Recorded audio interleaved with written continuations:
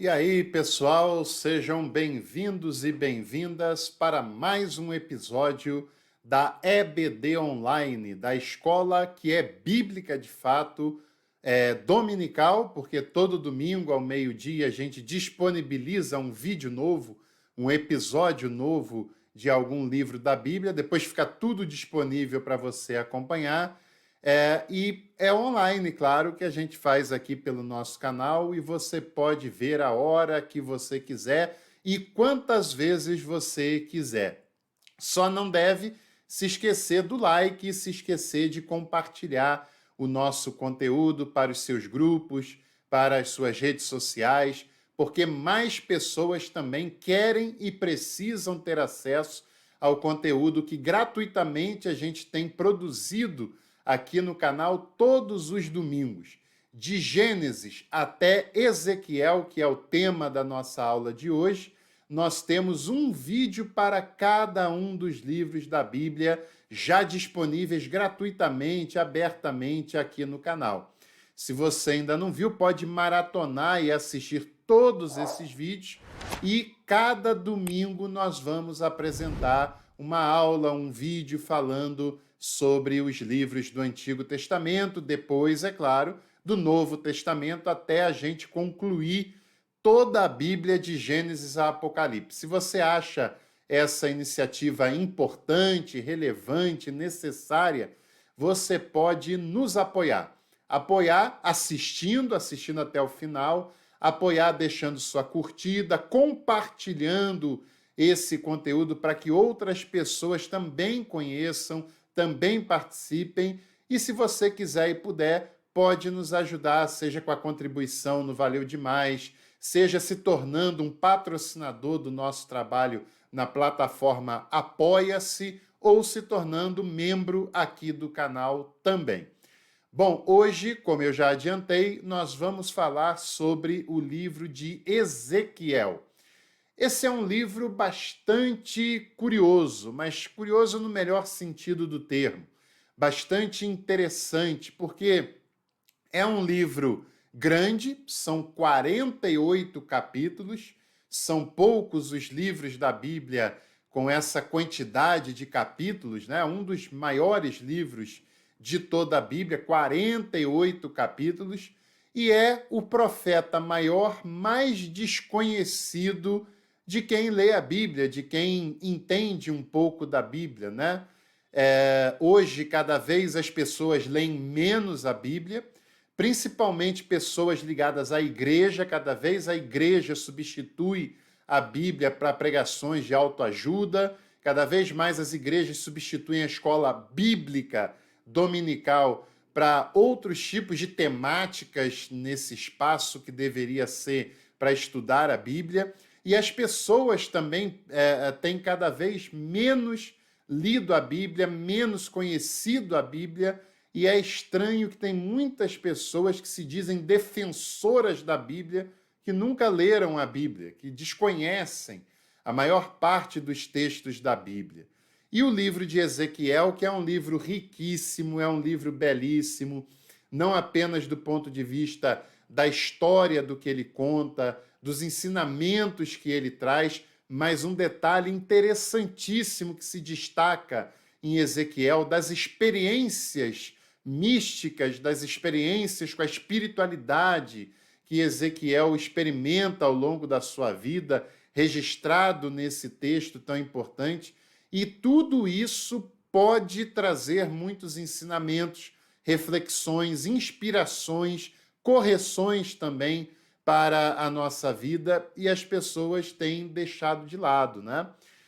Seguindo o cânon da Bíblia protestante, são 5 os textos dos profetas maiores, e Ezequiel é o penúltimo desses textos. Semana que vem nós vamos ver o livro de Daniel, que é equivocadamente classificado como um profeta maior, e na semana que vem eu vou explicar o porquê. E logo depois nós vamos ler, domingo após domingo, os profetas menores, com uma mensagem profundamente impactante, e eu já aguardo ansioso para chegar esse momento, e você deve acompanhar aqui com a gente, né? Então, Ezequiel é um livro que não pode ser desprezado. Pelo seu tamanho, 48 capítulos mostra a sua relevância, mostra a sua importância, pelo conteúdo que ele apresenta nessas frentes que eu já falei com vocês também, e porque é um texto-chave, de um momento-chave daquele povo do Antigo Testamento. Mas é o livro menos lido dos profetas, principalmente pelas igrejas, né? Então, alguns detalhes importantíssimos de Ezequiel. Primeiro, eu já até citei que o livro de Ezequiel, o profeta Ezequiel, é, dentre os profetas, aquele que mais tem contato com a espiritualidade. Não que os outros não tivessem, claro que tinham, mas Ezequiel tem isso de um modo muito intenso, de um modo muito vívido, né? De um modo muito único, muito diferente. Tem várias passagens de Ezequiel que nós encontramos Ezequiel tendo êxtase espiritual, Ezequiel tendo visões, tendo revelações. E essas experiências com sonhos, com visões, com profecias, né? Com revelações de modo geral, está presente em toda a história do cristianismo. Quem tem acompanhado a coluna semanal de história do cristianismo tem visto isso, e muitas pessoas acham que foi o pentecostalismo que descobriu isso. Não, claro que não. Quando esse movimento entrou na história, já tinha 19 séculos de visões, revelações, experiências místicas, espiritualidade. Isso só contando na era cristã, porque Ezequiel, que é anterior a isso, também vive essas experiências. Tem momentos que ele fica tão impactado com as revelações que ele está tendo, com as visões que ele está tendo, que ele desfalece. E aí ele conta que vem uma mão que ele pega e lhe coloca de pé, e essa mão sempre insiste que ele fique de pé, né? Essa voz divina sempre diz para ele: põe em pé, não fique caído, não fique prostrado, não tenha medo, fique de pé e veja isso que eu vou lhe mostrar. Então, essas experiências místicas estão muito presentes no livro de Ezequiel, como em nenhum outro profeta, e é claro que isso não tira dele também o aspecto profético, de ler o seu tempo, de entender o seu contexto político, social, suas relações internacionais, e também de fazer as suas denúncias, de colocar o dedo nas feridas que precisam ser colocados, de tratar essas feridas e de trazer mensagem de renovação, de esperança, de um futuro mais promissor. E isso também é uma marca bastante característica do livro de Ezequiel. Ele era contemporâneo à queda de Jerusalém. Jerusalém tem duas grandes quedas, né? A primeira do século VI a.C., e é essa a queda que o Ezequiel vive, compartilha, denuncia, relata no seu texto. Depois tem a queda do ano 70, né, através do Império Romano, que é uma época, uma queda que boa parte dos autores do Novo Testamento, até dos evangelhos, como Mateus, conhece aquele episódio, está na iminência daquele episódio. E essa é uma experiência bastante marcante para o texto, no caso específico de Ezequiel. A sua mensagem é uma mensagem que começa denunciativa, condenando o pecado do seu próprio povo, condenando as nações que não obedecem ao mandato divino, e ela vai evoluindo, se desenvolvendo até se transformar da metade em diante, aproximadamente, do livro, numa mensagem de boas novas, numa mensagem de salvação, numa mensagem de restauração. Alguns, inclusive, falam que Isaías é o evangelho do Antigo Testamento, e eu questiono essa informação nos vídeos que eu fiz sobre o Isaías, o Deutero-Isaías, o Trito-Isaías, mas eu diria para você que Ezequiel é que deveria ser conhecido como uma espécie de evangelho do Antigo Testamento, porque ele tem um convite para, inclusive, as nações estrangeiras se arrependerem, se converterem, e encontrarão a graça divina, encontrarão a bondade de Deus, como eu vou ler para vocês aqui nessa passagem do capítulo 18, versículo 21, 22 e 23. Olha que interessante essa mensagem de Ezequiel nesta parte do seu livro. Mas se o perverso, a pessoa má, a pessoa pecadora, se converter de todos os pecados que cometeu e guardar todos os meus estatutos e fizer o que é reto e justo, certamente essa pessoa viverá e não será morta. Olha a mensagem de restauração, de salvação, de arrependimento que Ezequiel traz no seu texto, né? E aí prossegue: de todas as transgressões que cometeu, não haverá lembrança contra ele, será perdoado mesmo. Que é uma mensagem revolucionária em Jesus que começa a estar presente já em Ezequiel. Pela justiça que praticou, ela viverá. Acaso tenho eu prazer na morte do perverso? Isso é uma mensagem eloquente de Ezequiel. Muitas pessoas no Antigo Testamento pregavam um Deus que queria exterminar os inimigos de Israel e de Judá, que queriam passar a espada todos aqueles que se levantavam contra o povo de Israel, né?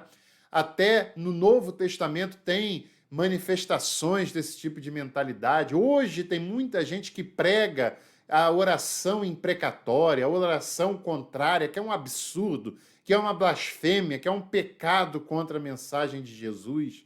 Muitas pessoas que querem ver a vingança, querem ver o mal se estabelecendo contra outras pessoas só porque são diferentes de si, e já Ezequiel, naquela época, falando em nome de Deus, que ele, Deus, não tem prazer algum na morte do perverso. Olha, diz o Senhor Deus: não desejo eu antes que ele se converta dos seus caminhos e viva. O desejo de Deus é que todos sejam salvos. Deus não é perverso, Deus não é vingativo, Deus não quer jogar ninguém no inferno, Deus não quer a condenação de ninguém. Os textos do Novo Testamento que apontam para uma condenação estão sempre colocando como sendo uma escolha consciente das pessoas que seriam condenadas, porque não é plano de Deus, não é propósito divino, não é o desejo de Deus condenar quem quer que seja. Pelo contrário, o desejo de Deus é que quem está no mau caminho se arrependa, se converta e encontre-se com a sua graça, com a vida eterna, com o caminho da bondade, com o caminho do bem. E essa é uma mensagem muito presente em Ezequiel, que a gente não pode se esquecer disso, né? Ezequiel vive o drama do afastamento de Deus de Jerusalém. Ele relata isso principalmente nos primeiros capítulos do seu livro, e mesmo assim ele tem essa mensagem de conversão, né?